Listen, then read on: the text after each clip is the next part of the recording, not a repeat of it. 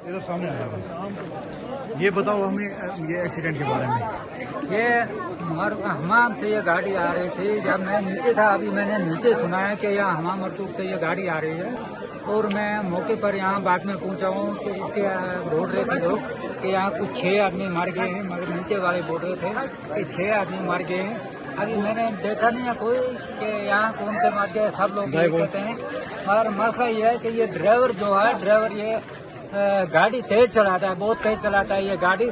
अगर इसको कोई भी बोलता है कि गाड़ी तेज मत चलाओ, ये बोलता भी नीचे उतर जाओ, हवा में चले जाओ। कि ये मेहरबानी है कि हुकाम थे इसका कि ऐसा बंदोबस्त करें कि आइंदा के लिए यहाँ एक्सीडेंट नहीं होना चाहिए, और किसी जगह भी एक्सीडेंट नहीं होना चाहिए।